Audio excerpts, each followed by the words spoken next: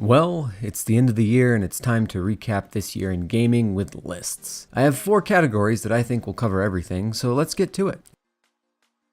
First, we begin with the top 5 worst games of 2016. Number 5, Necropolis. Dark Souls is a very specific recipe. If not done to a very specific set of circumstances, it just doesn't work. It's like the Fugu of game design. Here, we have a game trying to utilize Dark Souls game design and doing it very poorly. Number 4, Mighty Number 9. Even after the controversial trailer, I thought this game would be okay. It absolutely wasn't. It's not even the level design or the difficulty that was the problem. It wasn't the art style, music, or lackluster cutscenes. What killed this game was how it never felt good to interact with. I have never hit the refund button so quickly. Number 3, No Man's Sky. Will you be able to play with your friends? Yeah.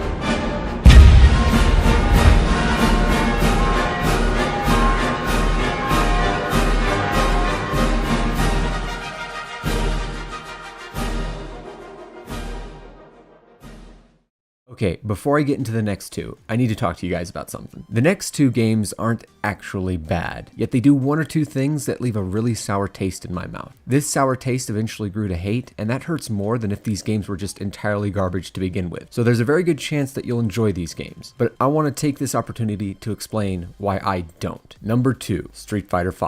Did you know that if you have a graphics tablet hooked in, there's a very good chance the game will crash every 15 minutes? It's true. Now I know what you're probably thinking. Uninstall the tablet. To which I reply, I shouldn't have to. I don't have to do that with any other game. I don't have to do it with Killer Instinct, Mortal Kombat, Skullgirls, even Street Fighter IV worked. As a fan of Capcom and of Street Fighter V has been a year-long disappointment. But it's the worst kind of disappointment. A disappointment where you see the potential. When I actually play the game, I have so much fun. But the content, its presentation, and the loads of bugs in the PC release make for a game that I rarely touch. For a guy who loves fighters, that says something. Number 1, Overwatch. Oh boy, I can feel the hate coming. Critics love this game and its fan base is ravenous, but before you dislike, hear me out. At first, I was having a blast with Overwatch. I love the art style, I love the counterpicking dynamic that completely eliminates the idea of banning a character. You will always be able to play the character you want to play, it's just that that character may not always be the best considering the situation. It made matchup knowledge one of the cornerstones of being good at the game. If you understand that Widow or Genji counter Bastion, then Bastion doesn't seem overpowered. That dynamic and constant adaptation really appealed to me. When I was initially writing my review, I thought that this would be the thing that killed toxicity. I thought that if a person had some control over the evolution of a match, that they'd be less likely to be an obnoxious asshole. I was wrong. And what's worse is that the game's design actually makes things more toxic. Jeff Kaplan, in his response to the criticism of Tracer's pose, said that they wanted to make everyone feel heroic. I feel like this goal is what eventually ruined the game for me. Firstly, it's hard to feel heroic when there are no stakes in what you're doing. In Hollywood, you're escorting an asshole movie executive. It doesn't seem to jive with the idea of Overwatch as an international policing entity. The lore of the game and what you play don't actually fit together. The context of the game inside the game is bland.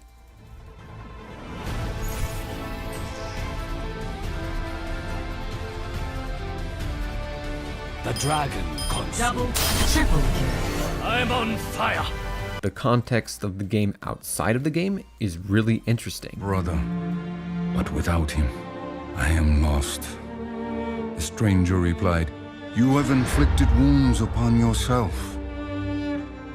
But now, you must heal. Walk the earth on 2 feet as I do. Find value in humility. Then you will find peace."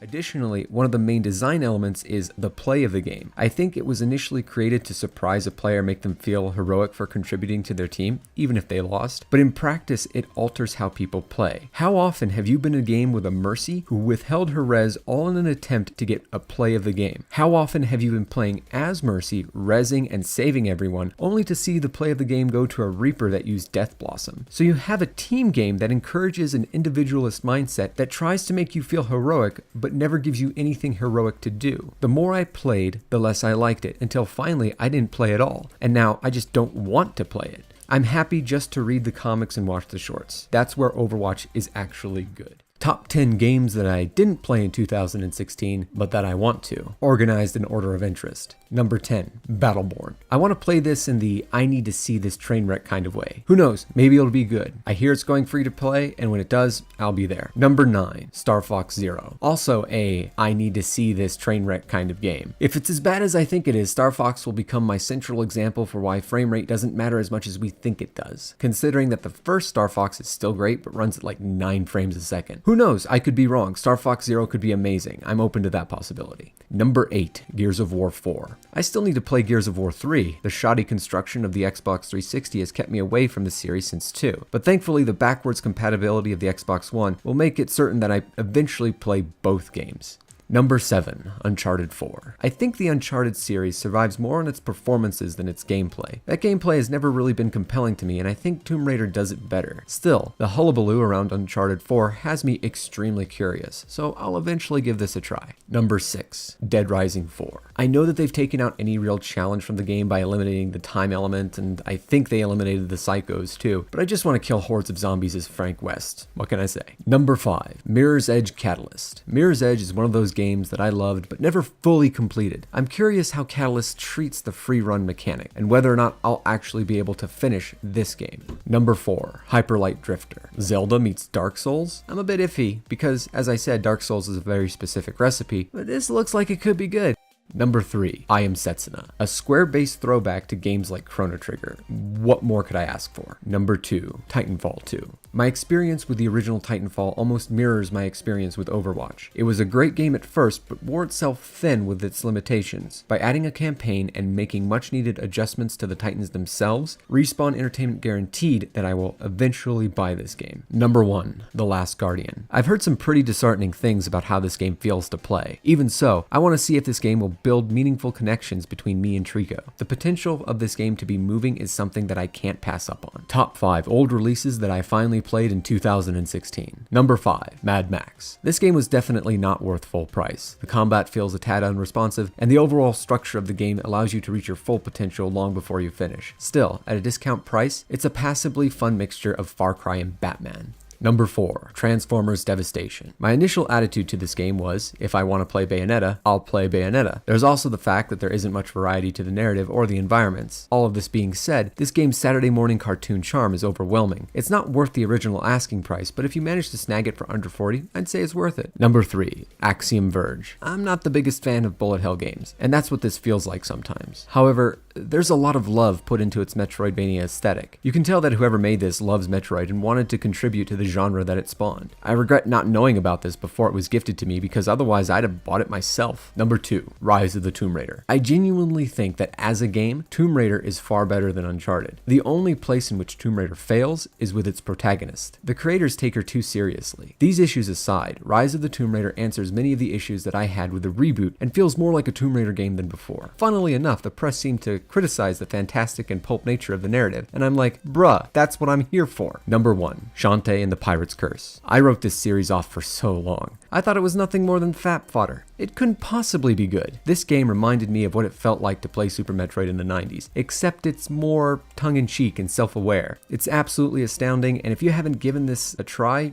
you absolutely should. And now, for the top 10 games of 2016. Number 10, Shantae, Half Genie Hero. This one got in just under the wire, but I was so impressed with Shantae and the Pirate's Curse that this was a day one buy, and I was not disappointed. Its structure is a bit different than Pirate's Curse, and that's why it isn't higher, but this game and Pirate's Curse have made me an enormous fan of Shantae. Number 9, Far Cry Primal. Far Cry Primal pulled me in like no other Far Cry with its caveman aesthetic. Playing this game in survival mode is a trip, and it looks gorgeous. Number 8. Deus Ex Mankind Divided. Deus Ex Mankind Divided is basically just a rehash of Human Revolution, except with an ending that resolves nothing and that comes out of nowhere. As much as I enjoyed this game, the tacked on and thankfully unnecessary microtransactions really turned me off. Still, I can't deny how much I loved Human Revolution, and therefore love this game. Number 7. Killer Instinct Season 3. In addition to its stellar netcode and excellent combo system, Killer Instinct Season 3 adds a compelling single-player campaign. Killer Instinct is the gateway drug of fighting games. I know plenty of people that hate the genre. If you're one of them, I would encourage you to give this game a try. If you have Windows 10 or an Xbox, this game's free, so why not? Jump in and you might find a genre that you'll fall in love with. Number 6. World of Warcraft Legion. My opinion about World of Warcraft isn't particularly popular. Just about any person will say it needs to be harder. I honestly think that's mistaking the forest for the trees. See, the thing is that even if Warlords of Draenor had been harder,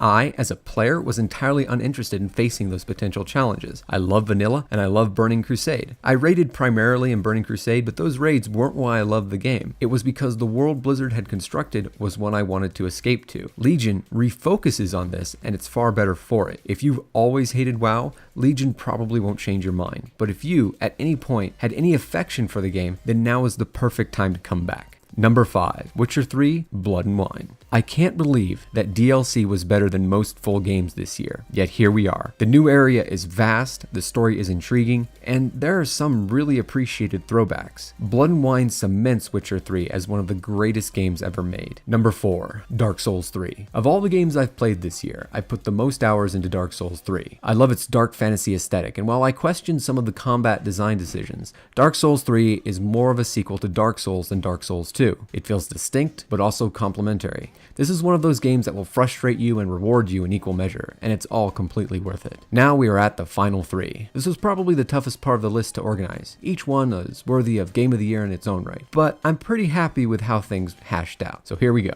Number 3, Dishonored 2. Dishonored 2 solves many of the major problems that I had with the original Dishonored. Dishonored is a series built around the notion of cause and effect. From simple Newtonian physics to how your actions will affect the people around you, this series supposedly encourages experimentation and exploration, yet the original punished you if you used your superpowers and actually experimented. If you wanted a good ending, you had to play stealthily, and not many of your abilities help you in that regard. Dishonored 2 offers many different avenues from which to play the game, and it gives you abilities that allow you to play stealthily and still experiment. You never feel like you're being held back, but rather that you're making a choice. Player agency is paramount in this game, and it's such a pure experience because of it. The only thing that really holds it back is the fact that it's super short. Thankfully, a new game plus and 2 characters with distinct powers make multiple playthroughs something that you'll want to do. Number 2, Final Fantasy 15. This game isn't without its issues, but this is the most fun I've had with a Final Fantasy since 7. Its story also felt more coherent than most Final Fantasies. A prince leaves his kingdom with his bodyguards to meet his bride in an arranged marriage. On the road, his kingdom is attacked and his father is killed. Now this new king must find and use the powers of his ancestors and recruit help from the gods to retake his kingdoms and save his people. Like, as Final Fantasies go, that's far more coherent than most. The game focused on character development without repeatedly interrupting the gameplay. I love 13, but that shit was 13's bread and butter, and it sucked. Over the course of the game, you'll develop a relationship and understanding with the main characters. Noctis grows from a whiny brat to a king. The judicious use of Americana and fantasy elements make this game feel at once familiar and fantastical. The combat can feel somewhat sloppy at times, but once you adapt, it feels like Square finally hit on what it's been trying to do for decades. Offer a game that feels reactive and compelling while still respecting RPG tropes. It's huge, but I still want more. I imagine that down the line, if certain sections are fixed, namely Chapter 13, this would likely be my game of the year. But as it stands, right now, Chapter 13 is the only thing holding it back from greatness, from number 1.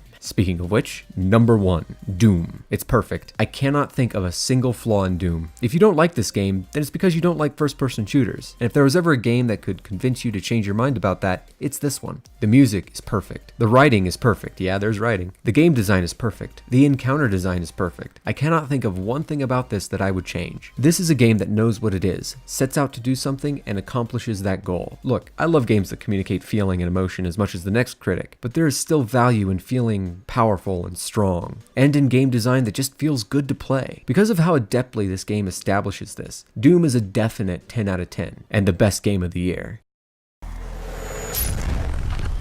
I'm willing to take full responsibility for the horrible events of the last 24 hours, but you must understand. Our interest in their world was purely for the betterment of mankind. Everything has clearly gotten out of hand now, yes. But it was worth the risk, I assure you.